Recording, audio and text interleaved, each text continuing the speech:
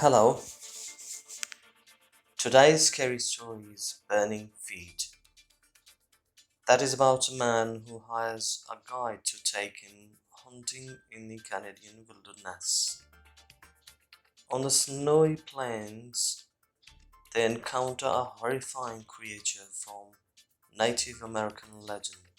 There was a wealthy man who loved hunting. He decided to go on a trip to a remote part of northern Canada. It was forsaken and desolate part of the country, and few people ever ventured that far north. Even fewer went there to hunt. He traveled to a trading post and tried to find a guide. He asked around, but nobody he spoke to would agree to take him. They all said it was too dangerous. Eventually, he was put in touch with a stocky Cajun man by the name of Defago.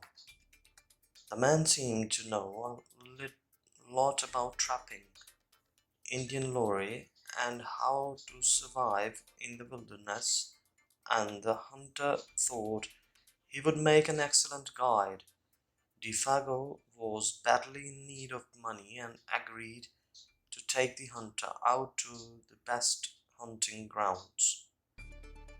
They set out together, paddling down the river in a small canoe. When they reached their destination, the men set up camp near a large frozen lake. As far as the eye could see, the ground was covered in a thick blanket of snow. The hunter was enchanted by its beauty, and he enjoyed the sense of freedom it gave him. For 3 days, they hunted on the icy plains, but they had nothing to show for it. Luckily, Defago taught him how to break a hole in the ice and catch some fish, so they didn't go hungry. The hunter was glad he had chosen to bring a guide. He knew that the only thing that lay between him and starvation was Defago.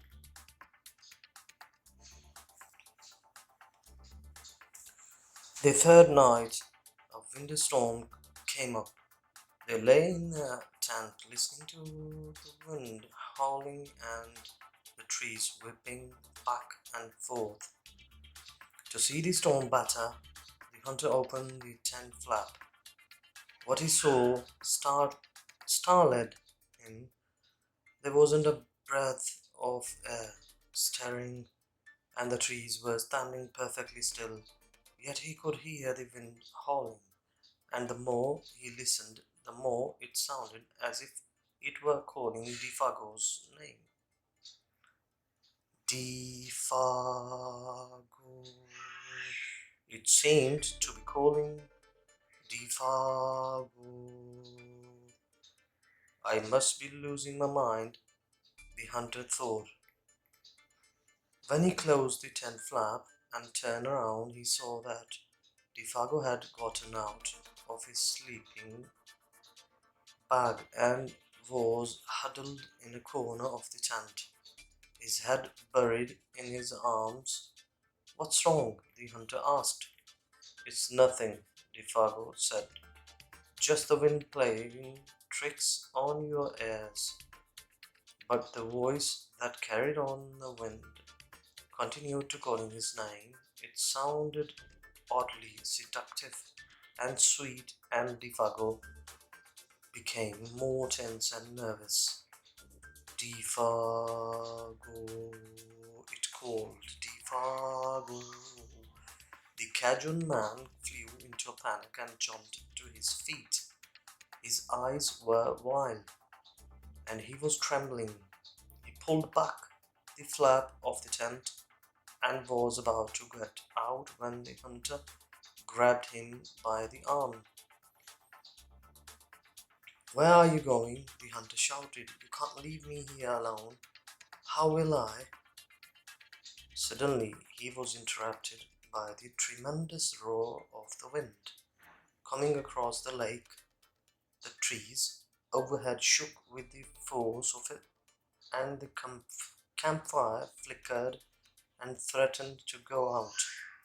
There was a tremendous rushing noise as something swept over the tent, almost lifting it off the ground. Defago was shaking with fear. All of a sudden, he broke loose and fled from the tent. The hunter watched as his guide ran off and was swallowed up by the darkness. The hunter could hear him screaming as he went. Over and over he cried, "Oh, my fiery feet, my burning feet of fire." Then his voice faded away into the night and the wind calmed down again.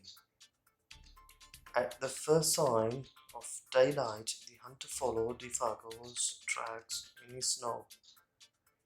The trail led through the woods, down towards the lake and out onto the ice.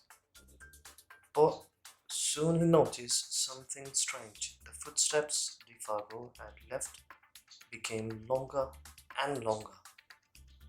They were so long that no human being could have made it. It was as if something had helped him to hurry away. The hunter followed the track out to the middle of the lake, but there, but there they disappeared. At first he thought that Defago had fallen through the ice, but there wasn't any hole.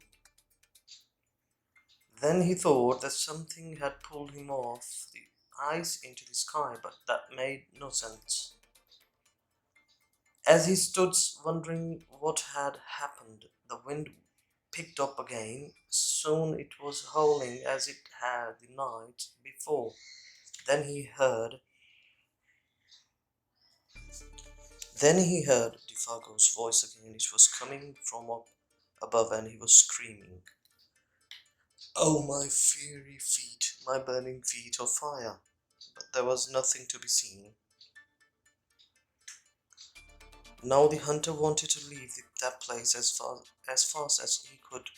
He went back to camp again and packed. Then he left some food for Defago, and he started out. Weeks later, he reached the trading post and set about looking for Defago. He asked around, but none of the people had seen him.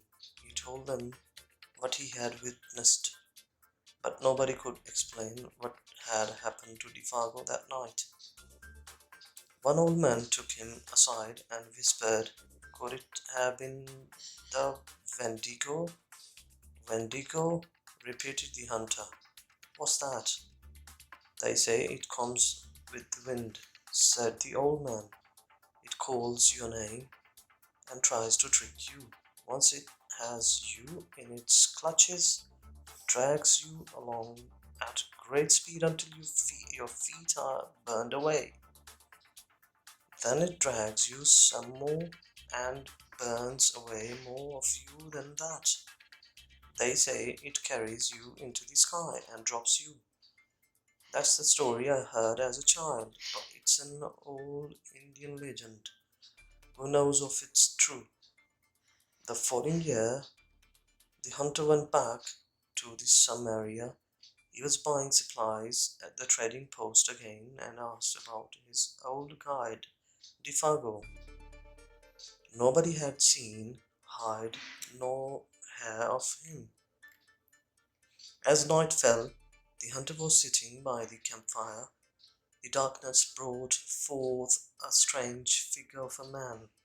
He came in and sat far from the fire, where the light and the shadows mingled.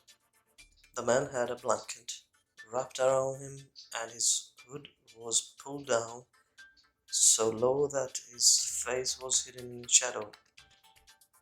The hunter watched him for a while that and thought there was something familiar about him. "Defago," he asked, "is that you?" The stranger didn't answer. "It is you, isn't it, Defago?" No answer.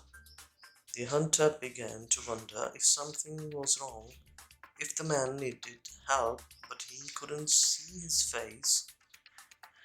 Are you alright? He asked. No answer. Defago, can you tell me what happened? Just a little, so that I can help you. From beneath his hood, the stranger muttered something. His voice was low and breathless. I seen that great big Wendigo thing, he whispered. The hunter wanted to get a look at Defago. He still wasn't sure if it was really him. He reached out and tugged at the man's hood. The hood fell back and the blanket dropped to the ground. The hunter screamed in horror. There was nothing under the blanket but a pile of ashes.